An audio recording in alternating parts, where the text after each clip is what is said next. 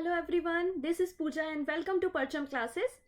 परचम क्लासेस में आप लोगों का बहुत बहुत स्वागत है। आप लोग ने मेरे जो पुराने वीडियोस को सराहा, उसे लाइक किया, उसे पसंद किया, इसलिए यहाँ पे हम एक नया वीडियो लेकर आ रहे हैं। लगातार डिमांड आ रही थी आप लोगों की कि ये पेट्रोल डीजल के दाम इतने क्यों बढ़ रहे हैं और ये दाम कब तक बढ़ेंगे, क्या कभी कम हो पाएंगे ये दाम। तो बिल्कुल उसी बारे में हमें बात करनी है और ये इकोनॉमी का एक टॉपिक है जिसको हम ओपेक के साथ लिंक करने वाले हैं। अच्छा, ओपेक के बारे में ऑलरेडी मैं एक वीडियो बना चुकी हूँ जो कि आपको परचम की प्लेलिस्ट में मिल जाएगा। आप वहां से उस वीडियो को डिटेल में डिस्कस कर सकते हैं, स्टडी कर सकते हैं, राइट। तो आज हमें जो बात करनी है वो दो बातें करनी है। पहली बात होगी कि is Indian economy facing threat of the stagflation. बहुत से बच्चे ऐसे होंगे जिनको स्टैगफ्लेशन का मतलब नहीं पता होगा या फिर WPI CPI के बारे में नहीं जानते होंगे। तो वो सारी बातें हम करेंगे कि ये भारत में कौन सी रिस्की कंडीशन बन चुकी है, क्योंकि स्टैगफ्लेशन जो कंडीशन होती है वो बहुत ही ज़्यादा डेंजरस और बहुत ज़्यादा रिस्की कंडीशन होती है। तो क्या भारत की इकोनॉमी को थ्रेट है? सेकेंड हमारा जो टॉपिक है इसी के अंदर, जो कि दोनों टॉपिक आपस में लिंक हैं, why prices of the petrol and diesel not coming down. क्यों पेट्रोल और डीजल के दाम कम नहीं हो रहे हैं? बहुत सारे राज्यों में 100 के ऊपर 110 120 तक पेट्रोल और डीजल के दाम पहुंच चुके हैं। तो वो क्या रीजन है? तो इसी विषय पे आज हमें बात करनी है। तो फटाफट एक बार लिंक को शेयर कर दो, ठीक है। पहली बार चैनल पे आ रहा है तो चैनल को सब्सक्राइब कर दो, जिससे अपकमिंग क्लासेस के आपको नोटिफिकेशन मिलते रहेंगे। साथ ही साथ पुराने सारे वीडियो आप परचम की प्लेलिस्ट से देख सकते हैं। और रही PDF की बात, तो परचम के एप्लीकेशन से आपको ये PDF मिल जाएगी। वन मोर थिंग, वीडियो को लास्ट तक देखना है। रीजन इज, लास्ट में क्या होगा, हमेशा की तरह होगा एक क्विज, जिसका आंसर आपको कमेंट सेक्शन में देना होगा। क्विज इसलिए रखा जाता है जिससे करंट और स्टैटिक में आप एक बैलेंस बनाना सीखिए कि भाई करंट अफेयर्स पढ़ रहे हैं तो वहां से कौन से स्टैटिक क्वेश्चन आपके अपकमिंग एग्जाम के लिए फायदेमंद हो सकते हैं। इसलिए लास्ट में क्या मिलेगा आपको, क्विज मिलेगा। चलो बिल्कुल टाइम वेस्ट नहीं करते हैं और हम अपने सेशन की शुरुआत करते हैं, राइट। तो पहला हमारा यहाँ पे जो कंसर्न है कि इन्फ्लेशन क्या होता है, महंगाई क्या होती है, और फिर हम समझेंगे कि स्टैगफ्लेशन क्या होता है। बिल्कुल बेसिक से समझाऊंगी मैं। इकोनॉमिक का टॉपिक है, बहुत सारे लोगों को अर्थशास्त्र मतलब इकोनॉमी पढ़ने में थोड़ा सा डर लगता है। आइए सबसे पहले बात कर लेते हैं। यहाँ पे देखिए, इंडियन एक्सप्रेस या द हिंदू, आप कोई भी मैगजीन या कोई भी अखबार उठाएंगे तो उसमें यही टर्म बार बार रिपीट हो रही है कि इंडियन इकोनॉमी को थ्रेट है कि स्टैगफ्लेशन की कंडीशन आ सकती है। तो सबसे पहले हम एक वर्ड समझेंगे जिसका नाम होता है इन्फ्लेशन। नॉर्मली बात करें, महंगाई बहुत ज्यादा है। आटे दाल के भाव, सब्जियों के भाव आसमान छू रहे हैं, डीजल पेट्रोल आसमान छू रहे हैं। बेचारा गरीब व्यक्ति क्या करे। तो महंगाई बहुत ज्यादा बढ़ रही है। तो इन्फ्लेशन क्या होता है, जरा उस बात को हम समझ लेते हैं। अच्छा देखिएगा, इन्फ्लेशन और GDP आपस में लिंक्ड होते हैं। अगर GDP ग्रोथ होती है तो इन्फ्लेशन भी बढ़ता है। आप बोलेंगे ऐसे कैसे? GDP का ग्रोथ होने का मतलब है कि भारत के अंदर जो आउटपुट्स हैं वो बहुत ज़्यादा प्रोड्यूस हो रहे हैं। भारत में जो डिमांड है या जो सप्लाई है वो बहुत ज़्यादा इंक्रीज हो रही है। मैन्युफैक्चरिंग ज़्यादा हो रही है। नई नई कंपनी नए नए प्रोडक्ट को मैन्युफैक्चर कर रही है जिसकी डिमांड मार्केट में है, जिसके कारण क्या मिलेगा आपको? एम्प्लॉयमेंट मिलेगा, रोजगार मिलेगा। तो GDP जब बढ़ती है तो एम्प्लॉयमेंट बढ़ता है, रोजगार बढ़ता है, लोग जाते हैं फैक्ट्रीज में जॉब करते हैं, वहां से उनको क्या मिलता है? पैसा मिलता है, वेजेस मिलते हैं। अब वो वेजेस का क्या करेगा? घर का रेंट देगा, किराने का सामान खरीदेगा, सब्जी खरीदेगा, बच्चों के लिए कपड़े खरीदेगा।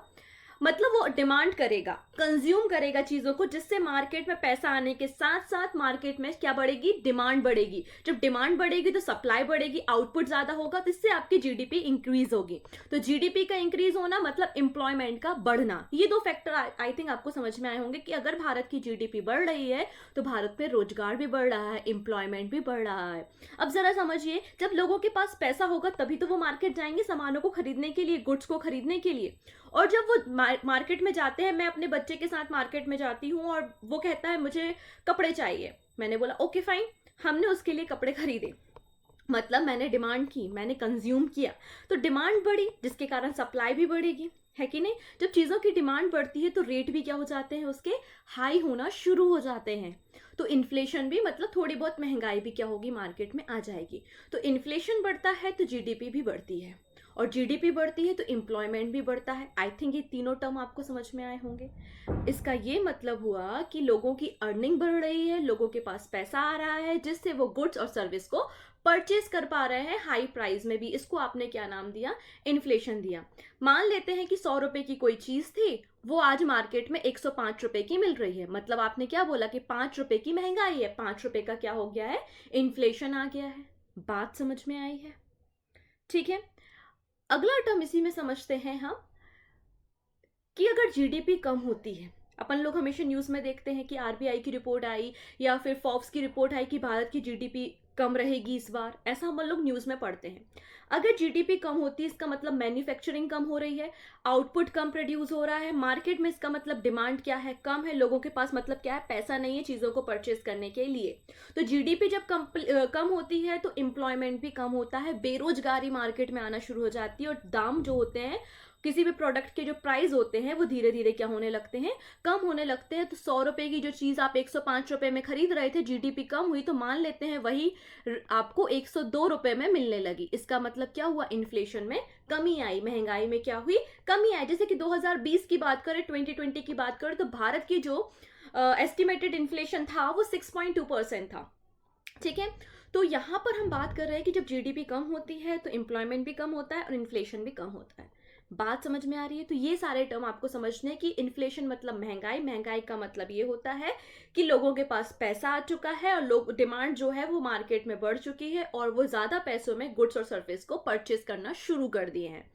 तो आप हमेशा याद रखिएगा जीडीपी और इन्फ्लेशन साथ साथ चलते हैं। जीडीपी बढ़ेगी तो इन्फ्लेशन भी बढ़ेगा, जीडीपी कम होगी तो इन्फ्लेशन भी कम होगा। ऐसा मैं नहीं कह रही हूं, ऐसा फिलिप कर्व कहता है। आप ये जो कर्व दिख रहे हैं, जो लोग इकोनॉमी पढ़ते होंगे, जो अर्थशास्त्र के स्टूडेंट रहे होंगे, वो इस कर्व को समझते होंगे कि ये फिलिप कर्व है। अगर आप देखें, अगर 5% इन्फ्लेशन था तो यहां पर आप देखिएगा 3% अनएम्प्लॉयमेंट था। लेकिन जब आपका इन्फ्लेशन रेट 2% हो गया तो अनएम्प्लॉयमेंट रेट क्या हो गया? 8% हो गया। मतलब इन्फ्लेशन जब बढ़ता है तो बेरोजगारी कम होती है क्योंकि जीडीपी बढ़ रही है, लेकिन इन्फ्लेशन कम होना शुरू किया तो मार्केट में बेरोजगारी बढ़ जाएगी, लोगों के पास पैसे की तंगी आ जाएगी। ये फिलिप कर्व बोलता है कि हमेशा जीडीपी और इन्फ्लेशन साथ साथ चलते हैं। बात समझ में आई इतनी? लेकिन ये जो रिस्क वाली कंडीशन है, अब इसको थोड़ा सा समझ लेते हैं कि स्टैगफ्लेशन क्यों है, क्यों यहाँ पे बड़े बड़े इकोनॉमिस्ट ये कह रहे हैं कि भारत को थ्रेट है स्टैगफ्लेशन का। ओके, तो सबसे पहले छोटी सी बात समझिएगा कि स्टैग का मतलब क्या होता है? स्टैगेंट वाटर, अपन बोलते हैं ना रुका हुआ पानी, कोई चीज थम जाती है, कोई चीज रुक जाती है, उसको बोलते हैं स्टैग। मतलब हमारी जो इकोनॉमी है, हमारी जो अर्थव्यवस्था है, अगर वो रुक गई है तो उसको आप स्टैगफ्लेशन कहेंगे। अब यहाँ ओपेक से कैसे रिलेशन आपने बनाया? तो देखिए, ओपेक का बिल्कुल डायरेक्ट रिलेशन है। कैसे है? मैंने ओपेक वाला वीडियो आपको बताया था कि 1960 में, 1960 में जो पेट्रोलियम प्रोड्यूसिंग कंट्री हैं, उन्होंने एक संगठन, एक ऑर्गेनाइजेशन बनाया था जिसका नाम था ओपेक, जिसका हेड ऑफिस इन्होंने वियना ऑस्ट्रिया में बनाया था। और यही जो संगठन है, यही जो कंट्री मेंबर्स है, वो ऑयल के प्राइस तय करते हैं कि वर्ल्ड में इंपोर्ट और एक्सपोर्ट करने में कि ऑयल के प्राइस क्या रहेंगे। अब जरा खुद सोचिए, हर एक चीज के लिए अगर आपको इंडस्ट्री चलानी है, किसी फैक्ट्री को चलाना है, कोई भी चीज मैन्युफैक्चर करनी है, आपको पेट्रोल और डीजल की जरूरत होगी। अगर मार्केट में पेट्रोल और डीजल के दाम बढ़ेंगे तो आपकी जो भी कमोडिटी हैं, आपके जो भी गुड्स हैं, उनके प्राइस भी तो बढ़ जाएंगे, क्योंकि जब पेट्रोल उनको महंगा मिल रहा है तो वो ज्यादा अमाउंट में पेट्रोल खरीद रहे हैं, ज्यादा अमाउंट में गुड्स को प्रोड्यूस कर रहे हैं, और जब हमारे पास पहुंचेगा तो हमको भी तो ज्यादा अमाउंट में ही मिलेगा। मतलब इन्फ्लेशन क्या हो जाएगा? बढ़ जाएगा। तो किसी भी देश की अर्थव्यवस्था को तय करने वाला कोई फैक्टर है तो वो ओपेक के ये ऑयल प्राइस के रेट हैं। मतलब ये ऑयल प्राइस के रेट ऐसे होते हैं, अगर ये बढ़ते हैं तो सरकारों को भी गिरा देते हैं। ठीक है ना? तो बिल्कुल यहाँ पर लगातार आप देख रहे हैं कि ऑयल प्राइस के जो रेट हैं वो क्या होते जा रहे हैं? बढ़ते जा रहे हैं। इसलिए इकोनॉमिक क्राइसिस देखने को मिल रहा है और साथ ही साथ इन्फ्लेशन भी देखने को मिल रहा है। और इसेंशियल जो कमोडिटीज हैं, जो डेली मर्रा की चीजें हैं, आटा दाल सब्जी भाजी, इनके रेट भी क्या होते जा रहे हैं? बढ़ते जा रहे हैं। ठीक है, इतनी बात समझ में आई। अब यहां पर जो स्टैगफ्लेशन का कॉन्सेप्ट था वो ये था कि इकोनॉमी रुक गई है। इकोनॉमी रुक गई है मतलब आपका जो मैन्युफैक्चरिंग हो रही थी वो रुक गई है। क्यों रुक गई है? क्योंकि कोविड रीजन है, चाइना का कोविड। कैसे रीजन है? वैसे तो मुझे इस टर्म यूज नहीं करना चाहिए, it's not a legally good कि चाइना का कोविड, बट चाइना के वुहान से ही कोविड आया था, इसलिए हम इस टर्म को यूज कर सकते हैं। ठीक है, तो ये जो कोविड था, तो 2019 में जब कोविड बीमारी आपका कोविड-19 आया, तो उसके बाद क्या हुआ, लॉकडाउन हुआ। लॉकडाउन होने से क्या हो गया, आपकी इंडस्ट्रीज जो हो गई वो बंद बंद हो गई, मैन्युफैक्चरिंग बंद हो गई और मार्केट में उसकी सप्लाई भी बंद हो गई, राइट। इससे इकोनॉमी को, भारत की इकोनॉमी को बहुत धक्का लगा और भारत की इकोनॉमी स्टॉप हो गई। अच्छा, जब प्रोडक्शन रुका तो जीडीपी कम हुई, जीडीपी कम हुई तो बेरोजगारी बढ़ी, और बेरोजगारी बढ़ी तो यहाँ पर देखो जीडीपी तो कम हुई लेकिन इन्फ्लेशन क्या हो गया, बढ़ गया। मतलब ऐसी अर्थव्यवस्था, ऐसी इकोनॉमी जिसमें जीडीपी तो कम हो रही है लेकिन इन्फ्लेशन बढ़ रहा है at the same time, when the economy faces both high inflation and low growth at the same time, it is called the stagflation. Bharat इसी कंडीशन पे है क्योंकि भारत की जीडीपी में कोई ग्रोथ नहीं हो रही, क्योंकि सेकेंड लॉकडाउन चल रहा है, आपको पता है। इसके अलावा यहाँ पे गुड्स एंड सर्विसेज की डिमांड मार्केट में बहुत ज्यादा कम हो चुकी है, लोगों के पास पैसा नहीं है, और जो लिमिटेड सामान मार्केट में है वो भी बहुत ज्यादा दामों में मिल रहा है। इसलिए यहाँ पे क्या हो रहा है, इन्फ्लेशन देखने को मिल रहा है। तो जीडीपी कम हो रही है, बेरोजगारी बढ़ रही है और इन्फ्लेशन भी बढ़ रहा है। ये कंडीशन आपकी स्टैगफ्लेशन की कंडीशन कहलाती है। आई थिंक ये कॉन्सेप्ट आपको समझ में आया होगा, स्टैगफ्लेशन क्या होता है। तो भारत अभी इसी क्राइसिस से गुजर रहा है, ऐसा इकोनॉमिस्ट का कहना है, ऐसा अर्थशास्त्रियों का कहना, और ये बहुत ही रिस्की कंडीशन है। इसके लिए आरबीआई बैठा हुआ है जो मॉनेटरी पॉलिसी मतलब मौद्रिक नीतियां तैयार करता है। आप लोग ने हमेशा रिवर्स रेट, रेपो रेट और रेपो रेट के बारे में, बैंक रेट के बारे में सुना होगा। ये सब तय करने का काम RBI, reserve bank of India करता है, मॉनेटरी पॉलिसी बनाने का काम करता है। आप लोग ने कुछ समय पहले देखा होगा कि जो आपके रेपो रेट है उनके प्राइजेस कम हुए हैं, रिवर्स रेपो रेट के प्राइजेस कम हुए हैं, मतलब जो रेट ऑफ इंटरेस्ट था वो कम हुआ है। कम करने का बेसिक रीजन यही होता है कि लोग, मतलब बैंक जो होती है वो लोन ले, कम ब्याज पे, कम दरों पे वो लोन ले और मार्केट में लगाए, तभी तो मार्केट में क्या आएगी, लिक्विडिटी आएगी, लोगों के पास पैसा आएगा, तभी तो हमारी डिमांड और सप्लाई बढ़ेगी और हम अपनी इकोनॉमी को अपने रास्ते पे ला सकेंगे। लेकिन इसका कोई ज्यादा फायदा आरबीआई को देखने को नहीं मिला, ठीक है। इनफैक्ट ऐसा बोला जा रहा है, अभी आप लोग टाइम्स ऑफ इंडिया की न्यूज को देखिएगा, वहां पर सीपीआई और डब्ल्यूपीआई वर्ड का यूज किया गया है। अब क्वेश्चन ये है कि ये सीपीआई और डब्ल्यूपीआई क्या होता है। ऐसा बोला गया है कि जो इंडिया में इन्फ्लेशन है वो शार्पली राइज हो रहा है, और जो सीपीआई है वो 6.3% इन्फ्लेशन के रेट में आ गई, और डब्ल्यूपीआई जो है वो इन्फ्लेशन रेट 12.9% हो गया है। बात समझ में आई। ये आपको डेटा ऐसा का ऐसा ही याद रखना है कि सीपीआई का इन्फ्लेशन 6.3% है और डब्ल्यूपीआई का इन्फ्लेशन 12.9% है। अब आरबीआई कहती है कि 2+4 मतलब लगभग 6% इन्फ्लेशन तक जो भारत है वो इस क्राइसिस को झेल सकता है, लेकिन अगर 6% के ऊपर इन्फ्लेशन हुआ तो भारत में जो है वो दिक्कत का सामना करना पड़ सकता है, ऐसा आरबीआई का कहना है। तो देखिए, जो आरबीआई की लिमिट थी 6% से ज्यादा इन्फ्लेशन नहीं होना चाहिए, तो सीपीआई का इन्फ्लेशन आप देख सकते हैं कि 6.3% यहाँ पर देखने को मिल रहा है, ठीक है ना। आप यहाँ पर ये भी आपको डेटा मिल जाएगा, आप देखेंगे कि 6% की लाइन होती है, लेकिन यहाँ पे जो डेटा है वो हमारा 6.3% सीपीआई चला गया, और डब्ल्यूपीआई का तो कोई हिसाब नहीं है, 12.94% इन्फ्लेशन यहाँ पे डब्ल्यूपीआई में दिख रहा है। अच्छा, कुछ बच्चे ऐसे होंगे कि मैडम ये क्या पढ़ा रही है कि what is the CPI and what is the WPI, तो जरा थोड़ा सा इसको भी समझ लेते हैं और फिर हम डायरेक्टली बात करेंगे पेट्रोल के प्राइस के बारे में, क्योंकि लोगों की गाड़ियां रुकी हुई हैं भाई, लोगों की गाड़ियां नहीं चल रही हैं, इसलिए हमें पेट्रोल डीजल के दामों पे तो बात करनी पड़ेगी, ठीक है ना। अब डब्ल्यूपीआई, तो डब्ल्यूपीआई बेसिकली होलसेलर के लिए होता है, जो लोग मैन्युफैक्चर करते हैं या जो बहुत ज़्यादा सामान, बहुत ज़्यादा प्रोडक्ट्स को, गुड्स को परचेज करते हैं, तो होलसेलर के लिए और मैन्युफैक्चरर के लिए हम डब्ल्यूपीआई काउंट करते हैं।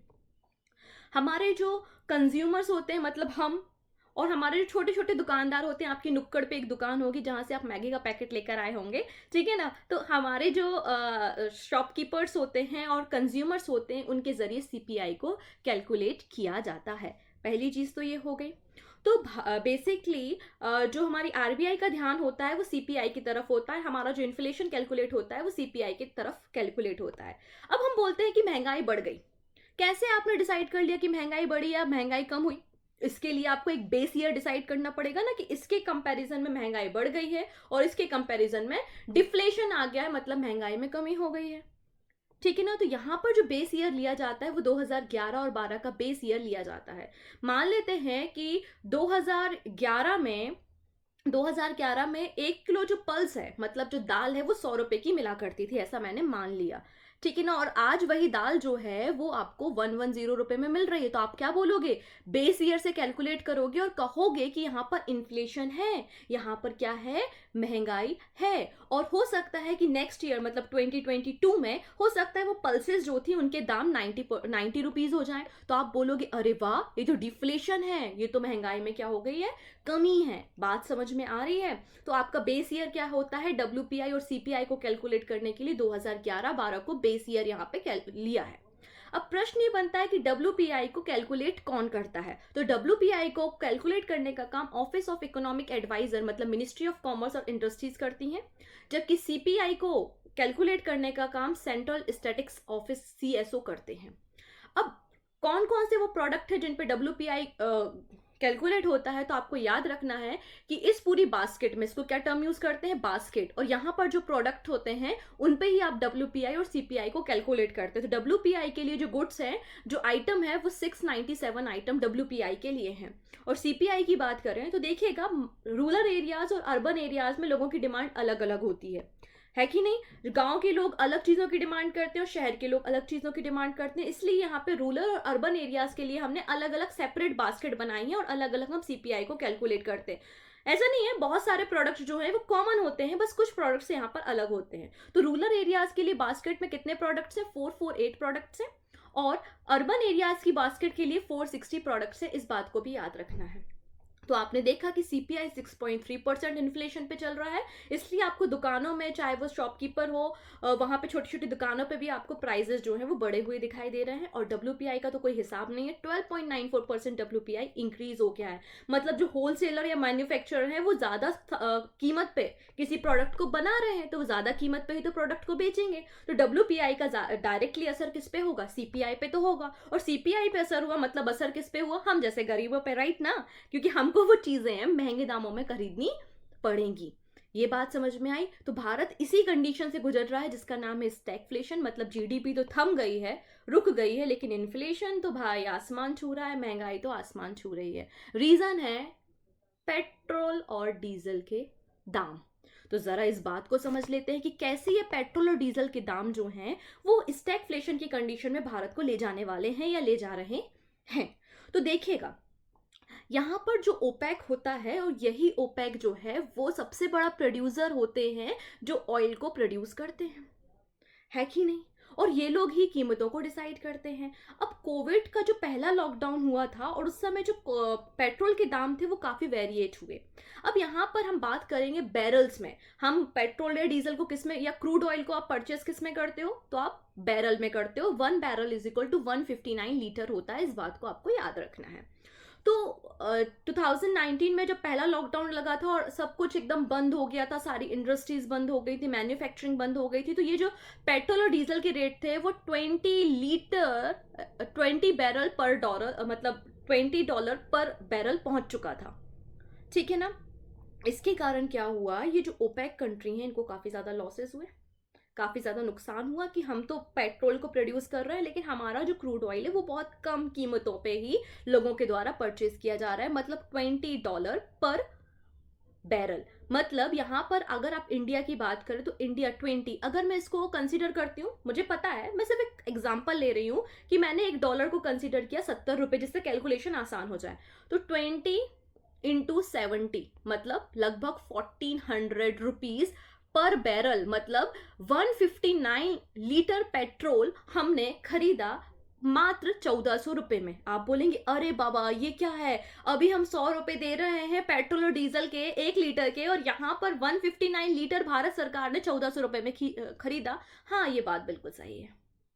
भारत सरकार को या किसी भी गवर्नमेंट को जो होता है वो बहुत कम दामों में क्रूड ऑयल मतलब पेट्रोल और डीजल मिलता है। अब देखो बात ऐसी है, अभी अभी आपका बजट पेश हुआ, इसके अलावा आपने आत्मनिर्भर भारत को पैकेज को बनाया, पूरे भारत 130 करोड़ की जनता को आप फ्री ऑफ कॉस्ट वैक्सीनेशन कर रहे हैं, वैक्सीन बन रही है, हेल्थ सेक्टर को बिल्ड कर रहे हैं, हॉस्पिटल, वेंटिलेटर, सब कुछ लग रहा है। तो भारत का बहुत बड़ा फंड इन सारे खर्चों में जा रहा है। और भारत के लोग, ये महंगाई बढ़ने का एक रीजन कहीं ना कहीं हम भी होते हैं। कैसे हम होते हैं, हम करते हैं टैक्स की चोरी। अब भारत सरकार को ये सारा इंफ्रास्ट्रक्चर बिल्ड करने के लिए पैसों की जरूरत होती है, और हम कोई ना कोई उपाय तो ढूंढ ही लेते हैं कि किस तरीके से हम टैक्स को बचा लें, है कि नहीं।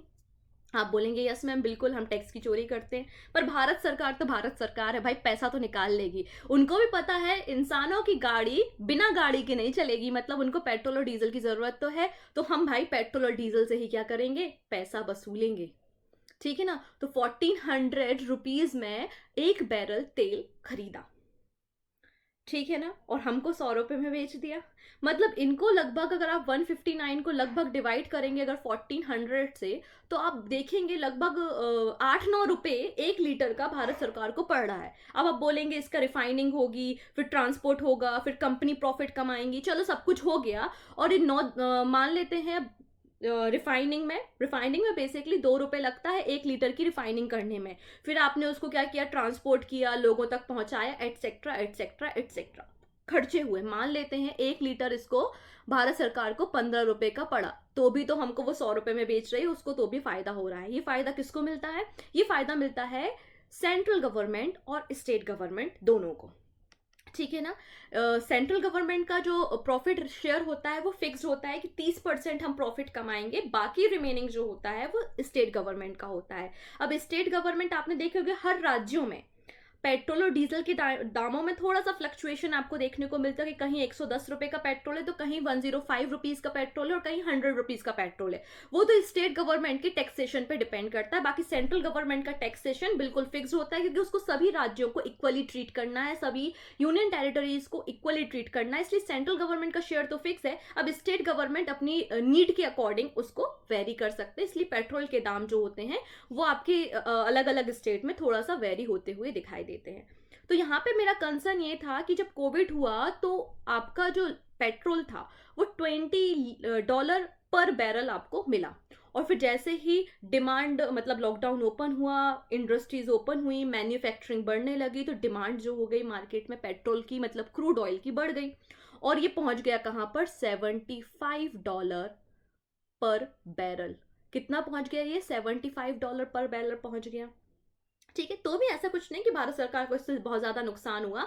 आप देखोगे तो 75 और मल्टीप्लाई लगभग 7 करो तो भी आप देखिए, एक रफली चार्ट मैंने यहाँ पे आपके लिए लिया है कि 1 जनवरी में क्या रेट था और 14 मार्च को क्या रेट था यहाँ पर पेट्रोल और डीजल का। तो भारत सरकार ने $75 पर बैरल में क्या खरीदा, यहाँ पर पेट्रोलियम प्रोडक्ट्स को खरीदा।